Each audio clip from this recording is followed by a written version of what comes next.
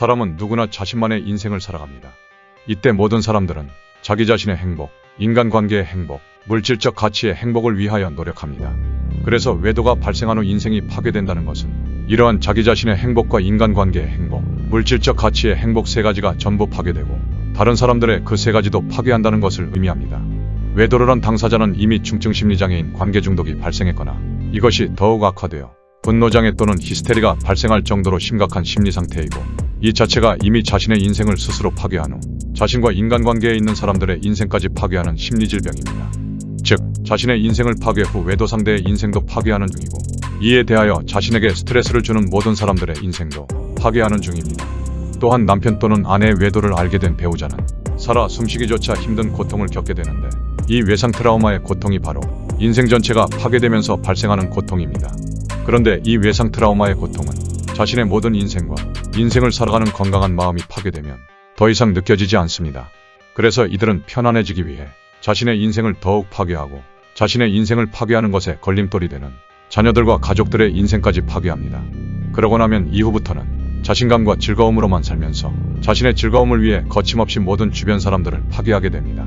이처럼 자신과 타인의, 자기 자신의 행복, 인간관계의 행복, 물질적 가치의 행복 세 가지를 파괴하고 소멸시킬수록 행복이라고 착각하는 것이 외도 발생 이후의 파괴의 인생입니다.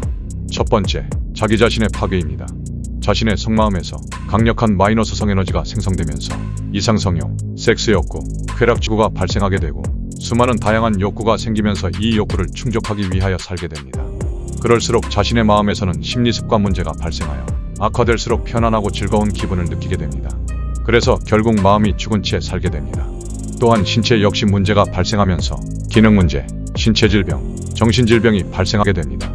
두 번째, 인간관계의 파괴입니다. 삶의 의미였던 대상의 자리에 엉뚱한 대상을 집어넣음으로써 의미관계, 목적관계, 가족관계가 뒤죽박죽으로 변화하게 됩니다. 그래서 결국 가장 소중한 의미관계를 상실하게 됩니다. 이때 대체로 내 삶의 의미가 되는 의미관계는 자녀들이며 이는 자녀들에 대한 의미를 상실함을 뜻합니다. 또한 이렇게 인간관계가 뒤죽박죽으로 변화하는 과정에서 자신이 믿고 신뢰하고 의지할 수 있는 인간관계를 상실하게 됩니다. 그런데 이렇게 한번 인간관계가 전환되면 회복이 불가능합니다. 결국은 자신의 소중한 의미관계와 가족관계를 파괴하여 상실하게 됩니다. 세 번째는 물질적 가치의 파괴입니다. 자신이 소유한 가치와 추구하는 가치를 전부 외도와 섹스 쾌락에 이용하는데 심지어 타인이 소유한 가치도 이용합니다. 그래서 다른 사람들의 가치를 이용하면 범죄의 가해자가 되고 다른 사람들에게 자신이 이용당하면 범죄의 피해자가 됩니다. 이렇게 파멸되는 것입니다. 이와 같이 자신의 인생을 파괴하고 다른 사람들의 인생을 파괴하는 것이 외도하는 당사자들과 고통을 겪는 사람들이 앞으로 살아갈 인생입니다.